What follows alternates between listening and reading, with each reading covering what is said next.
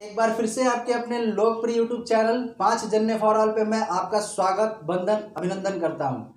घर में होंगे, सुरक्षित होंगे, इसी आशा के साथ आज मैं आपके सामने भूगोल की अगली कक्षा में आपके सामने लेके आया हूं, जो कि आज जो है उस पर हम भू आकृति विज्ञान पे चर्चा करेंगे, यानी कि जियोमॉर्फोलॉजी।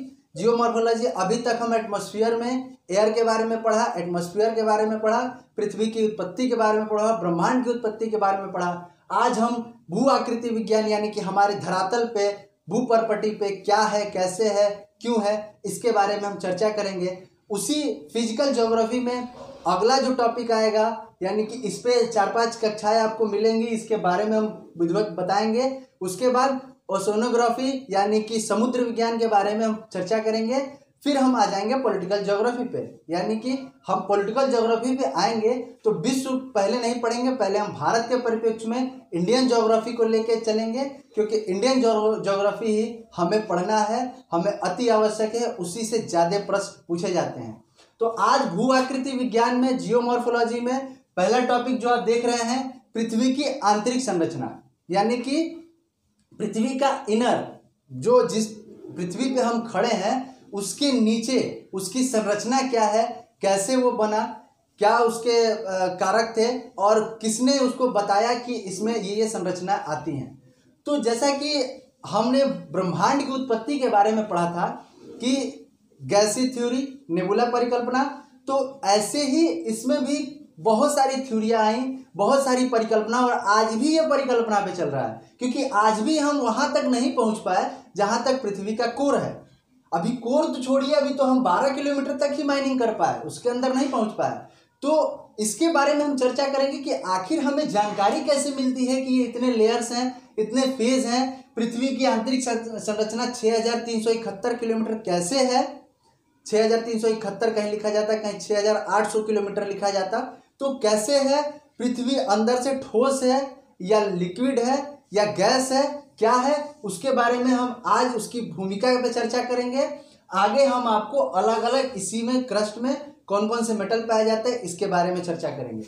तो आइए सबसे पहले हम जान लेते हैं कि जैसे कि हमने पढ़ा था कि ब्रह्मांड की उत्पत्ति हुई तो गैसों से हुई, गैसों में संपीड़न हुआ, यानी कि दबाव पड़ा, दबाव से कुछ गैसों का मिश्रण हुआ, हाइड्रोजन, हीलियम, तो वो हमने एटमॉस्फेयर में जिक्र किया है आपको। क्रस्ट में क्या है, पृथ्वी में क्या है, तो पृथ्वी में भी कल्पनाएं हैं।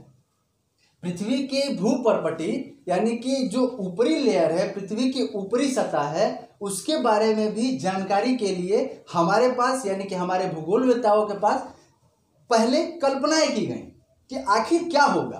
तो कल्पना कैसे की गई, जैसे कि ये हमारी पृथ्वी है, इस पे हम खड़े हैं।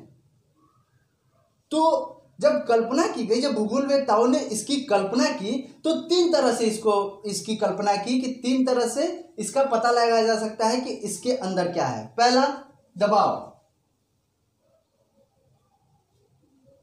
यानी कि जब हम किसी भी चीज पे दबाव डालते हैं, तो जब दाब डालेंगे तो दाब डालने के बाद उसका घनत्व तो बढ़ेगा, दाब डालने के बाद उसका घनत्व तो बढ़ेगा।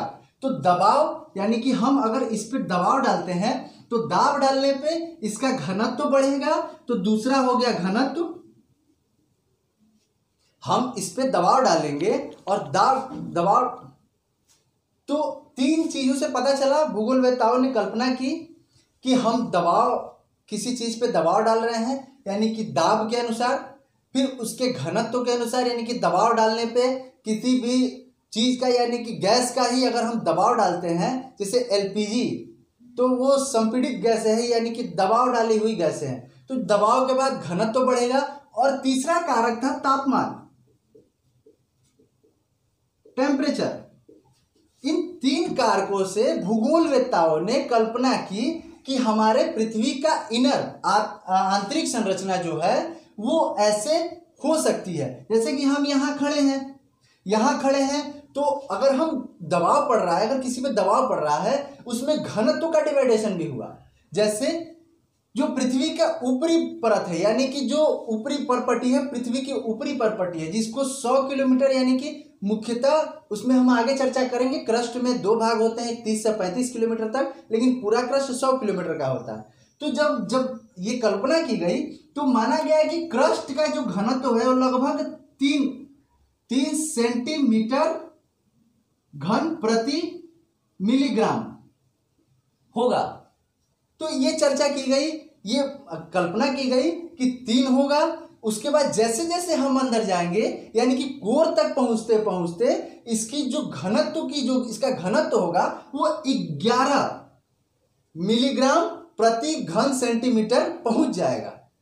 लेकिन फिर इस पे विवाद हो गया कि आखिर जब यहां 3 सेंटीमीटर है और यहां 11 घनत्व तो अचानक कैसे इतना बढ़ गया? क्योंकि किसी भी चीज पे जब दबाव डालते हैं, यानी कि कोई भी प्लेट है, कोई भी हमारे आंतरिक संरचना में प्लेट है, या फिर कोई भी मेटल है, कोई भी गैस है, उस पर एक दबाव डालेंगे तो उसकी एक लिमिट होगी कि वो इसके बाद वो कंप्रेस नहीं होगा, इसके बाद उस पर दबाव नहीं पड़ेगा। तो फिर इसका पता कैसे चला कि यहाँ 11 कैसे है? तो भूगोलवेत्ताओं ने इसकी कल्पना की कि यहाँ 11 इसलिए है क्योंकि यहाँ निकिल और फेरियम जो मेटल, ये निकिल और फेरियम यहाँ इसकी पाया गया, जो देखा गया, जो भूगोलवेत्ता द्वारा इंट्रोड्यूस कराया गया, उसमें निकिल और फेरियम पाया गया जो कि ये दोनों जो मेटल है वो काफी ज्यादा घनत्व के होते हैं। तो इससे ये कल्पना की गई कि यहाँ घनत्व बढ़ रहा है तो इससे ये 11 हो जाएगा। और एक चीज, जैसे जैसे पृथ्वी के अंदर हम जाएंगे वैसे वैसे तापमान बढ़ेगा तो घनत्व भी बढ़ेगा, यानी कि दबाव भी बढ़ेगा, तापमान भी बढ़ेगा और घनत्व भी बढ़ेगा। दबाव बढ़ने के कारण घनत्व बढ़ेगा, घनत्व बढ़ने के तो परिप्रेक्ष्य में, यानी घनत्व बढ़ने का जो रिजल्ट आएगा उसमें तापमान भी बढ़ेगा। तो तीनों चीजें बढ़ेंगी, घटने का यहाँ कोई नाम नहीं लिया गया। तो इस पे थोड़ा सा विवाद हो गया। आगे चल के कुछ भूगोलवेत्ताओं ने अपनी फिर कल्पना दी, जिसको ज्वालामुखी कल्पना, यानी कि ज्वालामुखी उद्गार से इसकी कल्पना की गई कि आखिर ये ज्वालामुखी उद्गार से ये कैसे पता चला। तो ज्वालामुखी जब फटता है, ज्वालामुखी के बारे में हम आगे चर्चा करेंगे। जब वॉल्केनो इरप्शन होता है, यानी कि जब वॉल्केनो फटता है, तो आप देखते हैं कि जमीन फटती है, अंदर से जो निकलता है वो लावा, यानी कि मैग्मा कहा जाता है। मैग्मा लिक्विड फॉर्म में होता है। तो जो मैग्मा जब लिक्विड फॉर्म में होता है, तो कुछ भूगोलवेत्ताओं का मत ये था कि जब मैग्मा लिक्विड फॉर्म में होता है तो हो सकता है कि आंतरिक संरचना में कुछ जगह ऐसी हैं जो लिक्विड की होंगी, यानी कि कुछ जगह ऐसी हैं जो लिक्विड की होंगी। कुछ ने कहा कि नहीं, ठोस की होंगी। तो इस पे विवाद हो गया कि यार लिक्विड की होंगी कि ठोस की होंगी, ये पता नहीं चल रहा है। जबकि लावा जो निकल रहा वो एक जो मैग्मा निकलता है वो लिक्विड फॉर्म में निकलता है। देखते हैं आप, जैसा कि जब भी ज्वालामुखी इरोजन होता है, यानी जब फटता है तो उसमें से मैग्मा निकलता है, वही बाद में चल के चट्टान बनता है, आग्नेय, अवसादी और रूपांतरित चट्टानें बनता है। तो वो कैसे है वो बाद में हम चर्चा करेंगे। तो ये 2 थ्योरी भूगोलवेत्ताओं ने दी, लेकिन प्रमाणित नहीं हो पाया, क्योंकि ये भी कल्पना है। प्रमाणित कैसे हुआ कि जब तक हमारे भूगोलवेत्ताओं ने भूकंपीय तरंगों का पता नहीं लगाया, तब तक इसके बारे में हमें इस संरचना के बारे में पता नहीं चल पाया। यानी कि भूकंपीय विज्ञान के बारे में जब भूगोलवेत्ताओं को पता चला 19वीं शताब्दी में भूकंपीय विज्ञान के बारे में पता चला, जिसमें भूकंपीय विज्ञान में भूकंप पढ़ाएंगे, वैसे संक्षेप में देख लेते हैं। 3 वेव्स चलती हैं, 3 वेव्स यानी कि 3 धाराएं चलती हैं, 3 तरंगे चलती हैं, निकलती हैं भूकंप की उत्पत्ति में। भूकंप से ही हमें सारी जानकारियां मिली। उसमें आपको मिलेंगी S waves, P waves, S wave, P wave और ऊपर एल वेव। 3 भूकंपीय धाराओं के बारे में जब भूगोलवेत्ताओं को पता चला, तब जाके हमारी पृथ्वी के इनर संरचना के बारे में हमें कुछ हद तक जानकारियां मिली। पूर्ण रूपेण नहीं मिली कि कोर तक अभी कोई पहुंच नहीं पाया है, तो कुछ जानकारियां मिली कि जो भूकंप की जो तरंगे हैं वो कैसे रिफ्लेक्ट होती हैं, क्यों होती हैं, इसके बारे में हमें जानकारी मिली। जैसे एग्जाम्पल के तौर पे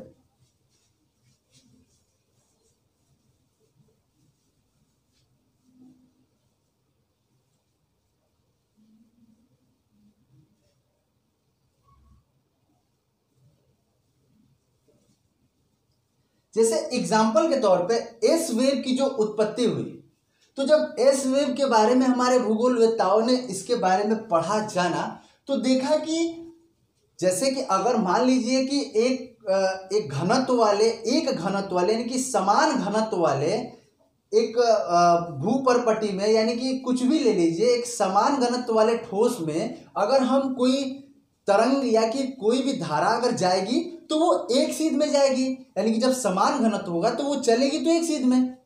तो देखा उन्होंने, तो इस पर विचार किया कि जो भूकंपीय तरंगे हैं वो रिफ्लेक्ट हो जा रही हैं, यानी कि उनका जो कहीं तक सीधा जा रही हैं, कुछ दूर तक सीधी जा रही हैं, फिर रिफ्लेक्ट हो जा रही हैं, रिफ्लेक्ट होकर भूपर्पटी पे आ जा रही है। यही भूकंप का कारण होता है। यहाँ एल वेव चलती है, ये भूकंप पे चर्चा करेंगे। तो जो ये रिफ्लेक्ट हो रही हैं, तो एस वेव को उन्होंने देखा कि एस वेव रिफ्लेक्ट हो रही है, जबकि पी वेव ये कोर को भी पार करके और दूसरी तरफ चली जा रही है, जबकि यहाँ शैडो है, इसको शैडो जोन कहा गया। भूकंप में इसकी चर्चा करेंगे। तो जो पी वेव है, यानी कि जो पी वेव चल रही है, वो पी वेव एक छोर से निकल रही है पृथ्वी के और दूसरे छोर तक पहुंच जा रही है। यानी कि जो सिस्मोग्राफ है, जब हम भूकंप की चर्चा करेंगे, सिस्मोग्राफ से ही भूकंप का मापन किया जाता है। सिस्मोग्राफ है, उसको जब पृथ्वी के दूसरे तरफ लगाया गया, यानी कि जहां से तरंग की उत्पत्ति हो रही वहां नहीं, पृथ्वी के दूसरे तरफ, क्योंकि ये कोर में लिक्विड फॉर्म में है, कोर लिक्विड फॉर्म में है, टेम्परेचर ज्यादा है, बहुत अत्यधिक है, 6000 से 66 डिग्री सेंटीग्रेड का टेम्परेचर है, माना गया है। अभी कोई मेटल नहीं वहां तक पहुंच पाया, तो माना गया जैसे सूर्य पे कोई मेटल नहीं पहुंच पाया, हम मानते हैं कि इसमें ये होते हैं, एटॉमिक बॉम्बार्डमेंट होते हैं, वैसे ही इसको भी माना गया। तो भूकंपीय तरंगों के आने के बाद हमें पृथ्वी की आंतरिक संरचना में, यानी कि इनर संरचना का पता चला। इतना तक क्लियर? मैंने क्या बताया? मैंने पहला बताया कि कल्पना की गई कि परपटी से जब दबाव पड़ता है तो दबाव पड़ने से घनत्व बढ़ेगा, यानी कि जैसे जैसे नीचे जाएंगे डेंसिटी बढ़ती जाएगी, अंदर तापमान भी बहुत ज्यादा होगा। दूसरा, ज्वालामुखी उद्गार में कुछ भूगोलवेत्ताओं ने कहा कि कुछ लिक्विड फॉर्म में है, कुछ ठोस फॉर्म में नीचे प्लेटें हैं, तो उसकी भी फाइनली उस पर मुहर तब लगी जब हम भूकंपीय तरंगों के बारे में, यानी कि भूकंपीय विज्ञान के बारे में जानकारी मिली। इससे सिद्ध ये होता है कि कुछ प्लेटें ठोस हैं और कुछ प्लेटें तरल हैं, क्योंकि एक क्वालिटी है इन वेव्स में ये क्वालिटी है कि एस वेव जो है वो केवल और केवल ठोस में अपना संचरण कर सकती है, यानी कि ठोस में चलेगी। लेकिन पी वेव्स है, ये ठोस और प्लस लिक्विड, ये दोनों में चलती है। तो इससे ये पता चलता है कि जब ये रिफ्लेक्ट हो रही हैं तो इनको लिक्विड फॉर्म मिल रहा है, तो ये रिफ्लेक्ट हो रही हैं। लेकिन पी वेव्स को लिक्विड भी मिल रहा है और ठोस भी मिल रहा है, सॉलिड भी मिल रहा है, ठोस भी मिल रहा है, तब भी वो अपनी क्रिया, अपने चलना बाधित नहीं हो रहा उसका, वो चल रही है, यानी कि एक तरफ से स्टार्ट कर रही है और अंततः लास्ट तक जा रही है। तो जब भूगोलवेत्ताओं ने भूकंपीय तरंगों का पता लगाया, तब जाके हमें इनर कोर के बारे में, यानी कि पृथ्वी की आंतरिक संरचना के बारे में, अंतरण के बारे में पता चला कि आखिर क्या है। तो क्या है? तो जो पहले की परिकल्पना थी, यानी कि जब पहले भूगोलवेत्ता जब दबाव और घनत्व के अनुसार और ज्वालामुखी उद्गार के अनुसार जब इसको डिफाइन कर रहे थे, तो उन्होंने डिफाइन किया कि जो पृथ्वी की ऊपरी भूपर्पटी है, यानी कि 3 परतों में बांटा उसको, पृथ्वी के जहां हम खड़े हैं उसके नीचे उसको 3 परतों में बांटा। जो कि पहली परत आपको दिख रही है सियाल, और इससे पहले जान लीजिए कि अभी तक वर्तमान स्थिति में जब हम खड़े हैं, तो वर्तमान स्थिति में हम, यानी कि मनुष्य की जो पृथ्वी के अंदर जाने की क्षमता, यानी कि जो भी मेटल भेजे गए हैं, वो अभी 2 से 4 किलोमीटर तक ही हमें पूर्ण रूपेण जानकारी मिल पाई है। और माइनिंग, यानी जो गैस और जो ये आपका पेट्रोलियम जो उत्पाद होता है, उसकी माइनिंग हम 12 किलोमीटर तक ही कर पाए हैं। इसके अंदर हम भूकंपीय तरंगों के अनुसार ही, भूकंपीय तरंगों के कारण ही हम इसकी आंतरिक संरचना के मेटल्स के बारे में पता लगा पाए हैं। पहुंच नहीं पाए हैं, आगे भविष्य में पहुंच सकते हैं, बिल्कुल पहुंच सकते हैं, थोड़ा सा विस्तार होगा तो पहुंच सकते हैं। तो उन्होंने यानी कि इसकी जो परिकल्पना दी, इसका जो डिफिनेशन दिया वो एडवर्ड स्विस साहब ने दिया 19वीं शताब्दी में। एडवर्ड स्विस साहब ने बताया कि घनत्व और दबाव के कारण और ज्वालामुखी संरचना के कारण, ज्वालामुखी उद्गार में जो उसकी संरचना मिली, मैग्मा निकलना, उसके कारण इसको 3 भागों में बांटा। तो जब 3 भागों में बांटा तो जो ऊपरी परत इन्होंने बताई उसको सियाल नाम दिया। सियाल क्यों? क्योंकि उन्होंने बताया कि इसमें सिलिका और एल्युमिनियम की मात्रा ज्यादा है। यानी कि सिलिका और एल्युमिनियम, Si से सिलिका, Al से एल्युमिनियम, ये दोनों मिलके ऊपरी परत की संरचना का निर्माण करते हैं। इसकी जो दूरी बताई उन्होंने वो 30 से 50 किलोमीटर तक, यानी कि जो ये है इसकी दूरी 30 से 50 किलोमीटर तक बताई। इसकी डेंसिटी कितनी है, जैसे कि हम चर्चा कर रहे थे घनत्व के बारे में, 3 बताया, 2.9 ग्राम प्रति सेंटीमीटर घन। इसकी बताई मिलीग्राम, ये ग्राम है। जैसे मैंने मिलीग्राम बताया तो इसको सुदृढ़ कर लीजिएगा, ये ग्राम है। तो उन्होंने बताया कि इसकी डेंसिटी 2.9 है। ये ऊपरी परत के बारे में। जब और अंदर गए, यानी कि जब और अंदर उन्होंने कल्पना की कि दबाव के कारण और क्या हो सकता है, तो जो उसके निचली जो परत है उसको सीमा नाम दिया। सीमा यानी कि सिलिका और मैग्नीशियम, सिलिका और मैग्नीशियम से दूसरी परत का निर्माण हुआ, जिसकी दूरी उन्होंने बताया, यानी कि जो टोटल दूरी इसकी थी ये 100 किलोमीटर की बताया उन्होंने। मुख्यतः 2 भागों में ऊपरी भाग को बांटा गया है, ये आगे हम चर्चा करेंगे। तो उसमें 30 से 40 किलोमीटर तक पे, 50 किलोमीटर तक पे उन्होंने बताया कि सिलिका और एल्युमिनियम का मिश्रण है। उसके अंदर जब गए तो सिलिका मैग्नीशियम मिला, जो कि 100 से 2000 किलोमीटर तक, कल्पना की कि 100 से इसकी जो स्थिति होगी वो 2000 किलोमीटर तक होगी। जब उसके नीचे गए तो नीफे, 3 परत, सियाल, सीमा, नीफे। नीफे यानी कि निकिल और फेरियम, यानी कि निकिल और फेरियम बताया कि निकिल और फेरियम धातु है जो कोर का निर्माण करती है। इसकी जो दूरी है वो 6371 किलोमीटर तक कोर की दूरी बताई 6371 किलोमीटर तक। लेकिन जब हम और इनर कोर में जाएंगे तो वो हो जाएगी 6880 किलोमीटर।